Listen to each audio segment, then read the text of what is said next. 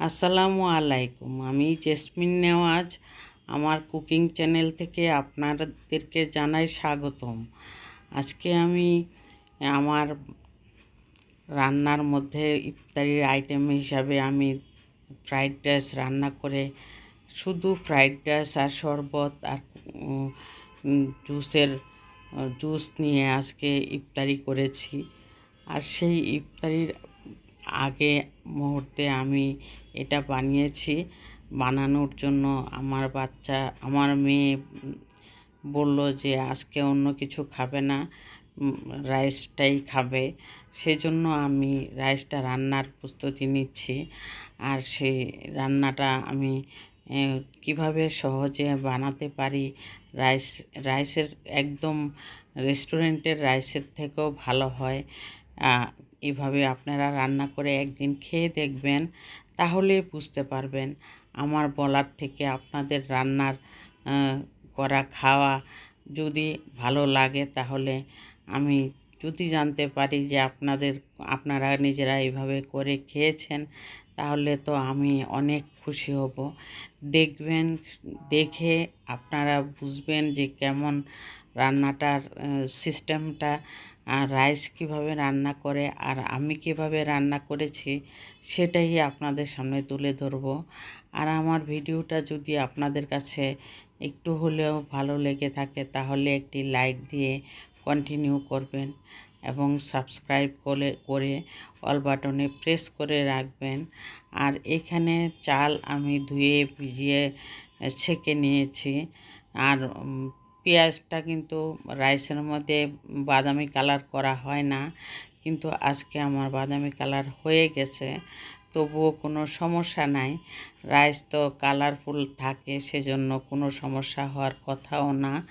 আর এখানে আমি শুরুতেই আমি লাল মরিচের গুঁড়া দিয়ে দিয়েছি, 1 চা চামচ প্রায়। এখানে হাফ কেজি পোলার চাল আছে। হাফ কেজি পোলার চালের মধ্যে 1 চা চামচ আমি লাল মরিচের গুঁড়া দিয়েছি। আর 1 কাপ গাজর দিয়েছি। গাজর কুচি ডিপের মধ্যে আমার করা থাকে সব সময়, কারণ রাইসটা অহরহ আমার বাসায় করতে হয় এবং আমার মেয়েরা খুব পছন্দ করে, সেই জন্যই আমি এটা করে থাকি। আর এখানে 2টা ডিম আমি ভেজে নিয়েছি। এই ডিম 2টা ভেজে নেওয়ার ফলে শুধু ডিমটা লবণ ছাড়াই ভেজে নিয়েছি। আর এখানে আমি দিয়ে দিলাম পেঁয়াজ কলি আর গাজর, আর এখানে ডিম দিয়েই আমি রাইসটা রান্না করব। আর এই রাইসটা কোনো অংশেই রেস্টুরেন্ট থেকে কিন্তু কম হয় না। রাইসের মধ্যে আমি ঘি দিয়ে দিলে টেস্ট আরও দ্বিগুণ বেড়ে যায়। এতে করে খুবই অসাধারণ একটা টেস্ট, গ্রান আসে ঘিটা দিলে। আর সেই জন্যই আমি 2 টেবিল চামচ ঘি দিয়ে দিয়েছি। আর সেই জন্য তারপর আমি আস্তে করে কমিয়ে দিয়ে বসিয়ে রাখবো, আর আস্তে আস্তে হতে থাকবে। পানির মাপটা পরিমাণ মতো দিয়েছে, হাফ কেজি চালের কতটুকু পানি লাগবে। তারপর আমি পানিটা যখন শুকিয়ে আসলো, তারপর ভাবলাম যে ধনিয়া পাতা কুচি দিয়ে দিই। এখানে ধনিয়া পাতা কুচি দিয়ে আমি ভালো করে নেড়ে চেড়ে সুন্দর করে তারপর কাঁচামরিচ দিয়ে দিব। কাঁচামরিচটা দেওয়ার পর মনে হবে যেন আসলে একটা সুন্দর একটা ডিশ তৈরি হবে। আর আমি সেটাই করেছি। একদম ঝরঝরে ফ্রাইড রাইস হয়েছে।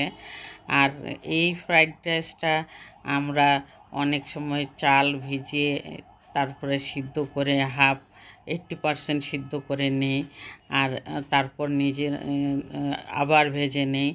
এর চেয়ে ভালো আমি মনে করি যে একবারে রান্নাটা করে নিলে আর কোনো ঝামেলাই পায় না।